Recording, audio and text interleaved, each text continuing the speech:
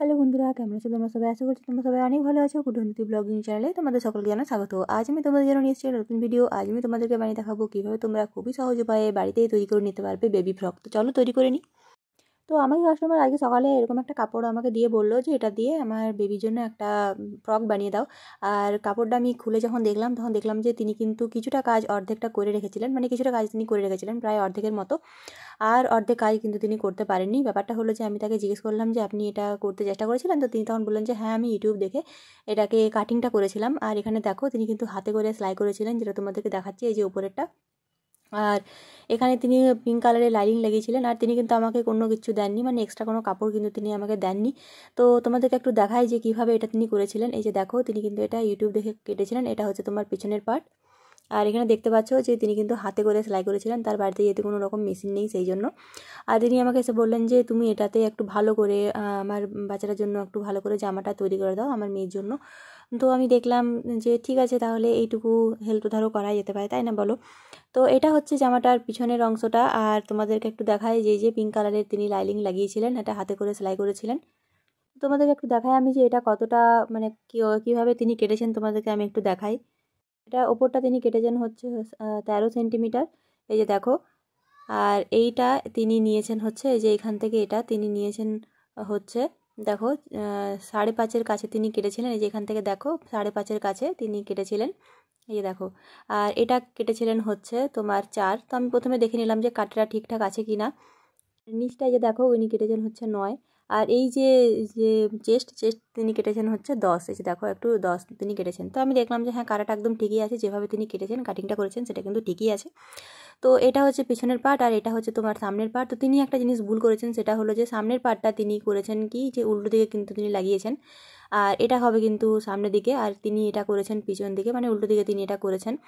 যখন এটাকে ঘুরিয়ে নিয়ে আসবো তখন এটা সামনের দিকে চলে যাবে। তো এটা আমি দেখলাম যে মোটামুটি ঠিকই আছে। পেছনের পার্টটা কিন্তু তিনি ভুল করে মানে উল্টো দিকে লাগিয়ে দিয়েছেন। এটা দেখো, যখন আমি এটাকে সোজা করবো তখন কিন্তু কাপড়ের যে উল্টো দিকটা সেটা হয়ে যাবে কিন্তু মানে পেছন দিকে। তো দেখলাম যে এটাতে একটু তো খাটালি তো আছেই। আর এটাকে আমি যেটা করবো এখন, আমি কিন্তু পুরোটাকে খুলবো। খুলে পরে মানে তিনি যে হাতে সেলাইটা করেছে সেই হাতের সেলাইটা কিন্তু খুলে পরে আমি আবার ভালো করে এটা তৈরি করব। তো এবার তোমাদেরকে আমি দেখাই, তিনি নিচের এই যে ঘেরটাও আমি দেখলাম যে কিছুটা তিনি তৈরি করেছিলেন, মানে হাতে কিছুটা তিনি কুচিটা এই যে করে রেখেছিলেন, কুচি কুচি করে তিনি কিন্তু এটা করে রেখেছেন। আর এখানে কিন্তু কাপড়টা তিনি জোড়া দিয়েছেন, এই যে এখানে দেখো এটা কিন্তু এটা উনি কিন্তু হাত সেলাই করে কিন্তু তিনি কুচিটা করে রেখেছিলেন। তো আমি কিন্তু প্রথমে বুঝতে পারছিলাম না যে কোন দিকটা সোজা দিক আর কোন দিকটা উল্টো দিক। তো তারপর আমি দেখলাম এই যে দিকটা বেশি চকাচকি সেদিকটা হচ্ছে উল্টো দিক, আর এটা হচ্ছে কিন্তু সামনের দিকটা। তো তোমাদেরকে এটা দেখায় যে এই কাপড়টা কতটা আছে। এটা দেখো, এই যে সোজাটা আছে তোমার হচ্ছে এটা 20, আর এটা কিন্তু সোজা এবং লম্বা দুটোই কিন্তু একই আছে, এটা আছে তোমার হচ্ছে 14। তিনি যেহেতু কুচি করেছেন তাই জন্য কিন্তু আমি বুঝতে পারছিলাম না যে তিনি কতটা করেছিলেন, এটা মানে কতটা কাপড় তিনি কিনে পরে এটা কেটেছিলেন। আমি এখন যেটা করব, তিনি যে কুচিটা করেছেন সেই অনুযায়ী কিন্তু আমি প্রথমে মাপ করে নেবো যে ওপরের অংশটা কীরকম আছে। আর এইভাবে কিন্তু আমি পুরোটাকেই প্রথমে সেলাই করে নেবো, তারপর এটা কিন্তু আমি কুচি দিয়ে নেবো। আর এখানে আমি যেটা করব, হাতের যে সেলাইটা আছে সেই হাতের সেলাইটা কিন্তু আমি খুলে নেবো। খুলে নেওয়ার পর কিন্তু আমি সেইভাবেই সেলাই করব যেভাবে উনি করেছিলেন, এইভাবেই কিন্তু সেলাইটা করতে হবে। আর এটা যেহেতু তোমার ওপরের অংশ, আর এই ওপরের অংশটাকেই কিন্তু আমি ওপর দিকে রাখবো।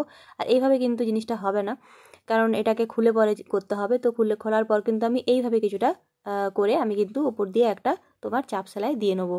তো এই পুরোটাকে কিন্তু সেলাই করার পর আমি যেটা করব, আমি কিন্তু ওপরে এবং নিচ দুটো অংশকেই জুড়ে নেবো। তো এই যে দেখো, আমি কিন্তু ওপরে এবং নিচ দুটো অংশকে জুড়ে নিয়েছি, হাতটা কিন্তু আমি করিনি। আর এটা হচ্ছে আমার জামাটার লুক, তোমাদেরকে একটু দেখাই এটা কীরকম দেখতে লাগছে। তো কুচিটা দিয়ে আমি দেখলাম যে তিনি যেটা করেছিলেন সেটাই কিন্তু ঠিকই করেছিলেন, এটা কিন্তু ভুল করেননি। এরপর আর দেখো, তাকে আমি জিজ্ঞেস করলাম যে এটা তো কোনো এক্সট্রা কাপড় নেই, তো এক্ষেত্রে আমি কি করব? তো তিনি বললেন যে এটা স্লিভলেস তৈরি করে দাও। তো এই জন্য দেখো আমি কিন্তু এটা স্লিভলেসে তৈরি করে দিয়েছি। আর তোমাদেরকে একটু দেখাই, মানে স্লিভের জায়গাটা তোমাদেরকে আমি একটু দেখাই যেটা কীভাবে আমি তৈরি করেছি। তো আমার কাছে কিন্তু এক্সট্রা একটুখানি কাপড় ছিল, যেটা দিয়ে উনি এই জামাটাকে মানে ছিটটাকে বেঁধে এনেছিলেন।